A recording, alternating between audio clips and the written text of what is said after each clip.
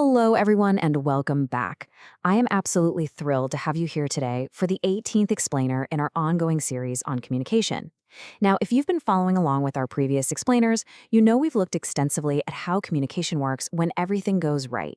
We've talked about the ideal scenarios. But today we are tackling something every single one of us has experienced firsthand. We are looking at what happens when it completely, utterly breaks down. In this explainer, titled Faulty Communication, we're going to systematically explore exactly why our messages fail, how our intended meaning gets so easily distorted, and, most importantly, what we can actually do to fix it. So grab a coffee, get comfortable, and let's dive right into this. Okay, to kick things off, I want you to imagine a scenario. Picture your teacher or maybe your boss sending you a message that simply says, "Submit the assignment soon." Now, pause for a second. What does the word soon actually mean in this context? Well, to one person, soon might mean in the next hour, right? Because maybe they work at a highly accelerated pace and expect you to do the same.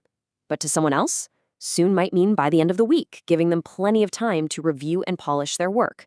Instantly, just from that one seemingly simple four-letter word, our communication has completely failed. The sender has a very specific timeline locked away in their head, but the receiver is left completely in the dark, basically forced to guess. And honestly, this right here is the very essence of faulty communication. It's not always some massive, dramatic argument. Very often, it's just a tiny misalignment in assumptions that snowballs into a major problem. To really unpack how this happens, here is our roadmap for today's explainer. We're going to start with Section 1, the breakdown of meaning. Then we'll move into 2, language and listening barriers. After that, we'll hit 3, emotion, culture, and context, followed by 4, organizational and digital hurdles. Then we'll look at 5, the cost of misunderstanding, and finally wrap up with 6, preventing faulty communication. Let's jump straight into Section 1, the breakdown of meaning, when messages miss the mark. It is absolutely crucial to establish right out of the gate that communication isn't just about throwing words at someone and crossing your fingers hoping they catch them. Scholars Rogers and Kincaid actually define communication as a process where participants create and share information in order to reach mutual understanding. I really want you to notice that emphasis on mutual understanding. If you don't actually reach that shared mental state, you don't have communication. What you have is just what researchers Shannon and Weaver famously called noise. And look, noise isn't just literal static on a phone line or construction sounds happening outside your window. In practice, noise can be totally psychological. It's a distracted mind, it's your preconceived biases, or even just physical exhaustion at the end of a long day. When that interference happens, the intended meaning gets distorted, the message totally misses the mark, and the communication becomes fundamentally faulty. Now, David Berlow developed a model that maps out this entire communication journey into 4 distinct parts: the source, the message, the channel, and the receiver. And here's what's really interesting about this. Faulty communication isn't just a glitch right in the middle of a conversation. It can happen at literally any of these 4 steps. Berlow explained that a breakdown often happens because of a mismatch between a sender's coding skills and a receiver's decoding skills. For example, think about a highly seasoned executive using heavy, complex corporate jargon with a brand new intern. The executive, acting as the source, is perfectly comfortable with the message. But the receiver, they simply don't have the baseline knowledge to decode those buzzwords yet. Whether it's mismatched skills, differing attitudes, or just contrasting social systems, if there is a gap anywhere along this path, the entire flow of shared meaning is disrupted. Which brings us right into our second section, where we'll see how this builds into our everyday lives. Language and listening barriers, the words we choose and how we hear them. One of the absolute most common, everyday barriers we face comes down to basic semantics and grammar. Just listen to the difference between these 2 sentences. First, let's eat children, with a nice little pause for the comma. And second, let's eat children, with absolutely no pause. Obviously, one is a warm, inviting call to a family dinner, and the other is a very different, pretty terrifying kind of dinner. Scholars Ogden and Richards argued something quite profound about this. Meaning is not automatically contained inside the words themselves. Words are literally just empty vessels. The true meaning lives entirely in the people who are using them. Symbols and grammar have to be interpreted correctly. If the grammar is off, or if your vocabulary is way too technical, the interpretation is going to fail, entirely regardless of what the sender actually intended. But okay, let's say the words you choose are absolutely perfect. Your grammar is flawless. We still run straight into a massive wall: the listening barrier. We so often make the mistake of thinking about listening as just hearing, like it's some passive activity that just happens to us. But researcher Judy Brownell breaks listening down into 6 highly active stages: hearing, understanding, remembering, interpreting, evaluating, and finally, responding. If you fail at any single one of those stages, the whole thing falls apart. For instance, if you fail at the interpreting stage, you might hear the words perfectly loud and clear, but you completely miss the speaker's sarcasm, which obviously changes the entire meaning of the interaction. If a receiver is distracted by their phone, if they're emotionally upset, or if they're simply uninterested at any of these 6 stages, the message is completely lost. Faulty communication happens just as often because of poor listening as it does from poor speaking. And then, of course, we have the incredibly dangerous trap of vague words. I'm talking about terms like properly, later, or as usual. Think back to that parent telling a child to behave properly. Like, what does that actually mean? Does it mean sitting quietly with their hands folded in their lap? Does it mean cleaning their room? Or does it just mean not using their phone at the dinner table?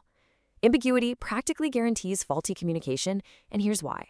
The sender always assumes their own personal definition is universally obvious, while the receiver is forced to make a guess. And let me tell you, whenever you leave room for guessing, you leave wide open room for misunderstanding. And that leads us perfectly into Section 3, Emotion, Culture, and Context, the invisible filters. So the absolutely crucial point in this section is how our internal psychology and our emotional states invisibly warp our messages way before they ever reach the other person's ears. Consider this phrase: you need to improve this report. If you say that neutrally, it's simply constructive feedback. But if you speak it with a harsh, frustrated edge, you need to improve this report, the entire dynamic changes instantly. Scholar Joseph DeVito explains that all interpersonal communication has 2 layers: content dimensions and relationship dimensions. When you bring anger, stress, or deep defensiveness into the mix, that emotional relationship dimension completely overrides the actual content. The receiver doesn't even process the instruction to fix the report. They literally only hear the attack, and their immediate biological response is going to be to defend themselves, not to actually correct the work. This is exactly why Daniel Goleman's concept of emotional intelligence is so vital for clear communication. Emotional intelligence involves self-awareness, self-regulation, empathy, motivation, and social skill. These components act as a crucial necessary buffer against those invisible emotional filters we just talked about. Think about what self-regulation practically looks like in a superheated meeting. If someone challenges your idea, self-regulation is what allows you to pause, recognize your own rising frustration, and actually choose a measured response instead of just snapping back defensively.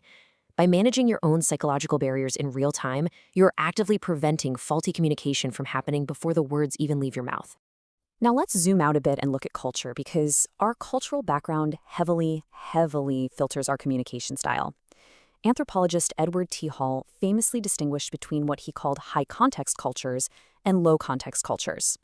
In a high-context culture, meaning is largely implied through relationships, through silence, or through nonverbal cues. You are basically expected to read between the lines. But in a low-context culture, meaning is expressed explicitly and directly through words. Just imagine an American business person operating in a very low-context, direct style, trying to negotiate with a Japanese business person who is operating in a high-context style. Without any cultural awareness, the American might view their Japanese counterpart as evasive or sneaky for not getting straight to the point. Meanwhile, the Japanese negotiator might view the American's directness as aggressive and incredibly rude. Neither one is wrong, but that lack of shared cultural context creates a massive communication breakdown. And hey, speaking of reading between the lines, we absolutely cannot ignore nonverbal cues. I'm talking facial expressions, gestures, posture, tone of voice, eye contact, the whole shebang. Scholars Knapp, Hall, and Horgan found something absolutely fascinating in their research. When a person's spoken words contradict their body language, receivers will almost always trust the nonverbal cues over the actual words. Every time. If you roll your eyes, sigh heavily, cross your arms, and say, "Oh, I'm so happy to help you with that," the receiver is not going to believe your words for a single second. The sarcasm and the body language completely hijack the message. Misreading or missending nonverbal cues is genuinely one of the most consistent sources of faulty communication we encounter in our daily lives.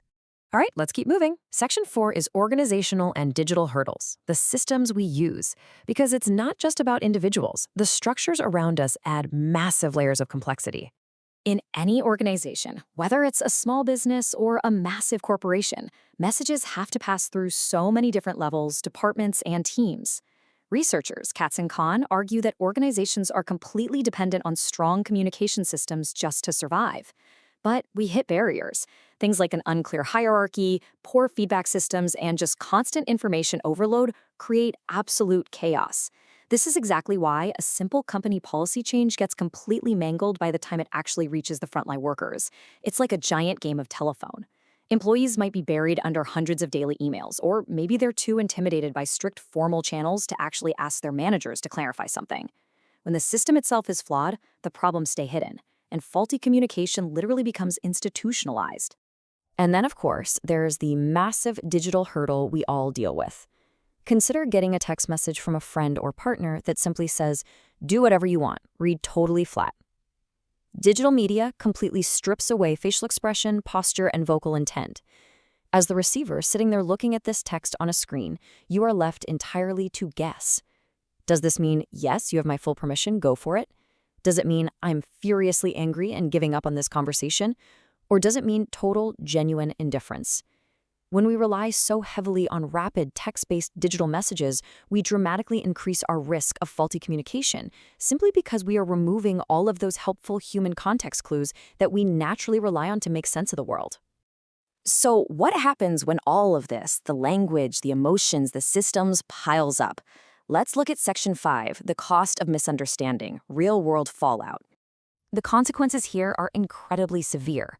We aren't just talking about minor, awkward inconveniences by the water cooler. Faulty communication leads to devastating workplace errors and critical safety risks. Imagine a nurse misinterpreting a doctor's poorly written dosage notes. The results of that could literally be fatal. On a more personal level, it leads to a massive loss of trust in our relationships and countless hours of wasted time just redoing tasks that weren't explained clearly the first time around. And on a much larger societal scale, media scholar Dennis McQuail warns about the rapid spread of digital misinformation. Our algorithms and digital echo chambers can take a minor misunderstanding, completely strip it of its context, and accelerate it to millions of people in seconds. When public communication becomes faulty, false messages can cause widespread panic, alter financial markets, and heavily influence massive social behaviors almost instantly. It's a real game changer, and not in a good way. Okay, take a breath. It's not all doom and gloom. The good news is we can actively fix this. Our final section is 6, preventing faulty communication, rebuilding meaning. Let's talk about some actionable solutions. We can rebuild shared meaning through intentional clarity, active listening, empathy, cultural awareness, and by carefully choosing suitable channels for our messages. Scholar Owen Harji talks about this brilliant concept of skilled interpersonal communication. He emphasizes that the absolute best communicators out there do not simply talk, they constantly adapt. They adapt their message, their vocal tone, and their chosen medium to perfectly fit their specific audience and the unique demands of that moment. They actually pause and think before they speak. They clarify their vague terms, and they actively try to understand the other person's cultural background before making assumptions. Now, yes, it requires conscious effort, but it actively prevents the breakdown before it starts. And look, if there is one incredibly practical, everyday tool you can take away from this entire explainer, it is this simple question. Could you summarize what you understood? Wilbur Schramm highlighted that feedback is what transforms communication from a one-way street into an interactive, successful loop. Instead of just assuming the other person magically got your message, you ask them to reflect it back to you. Now, I know people are often incredibly hesitant to use this feedback loop.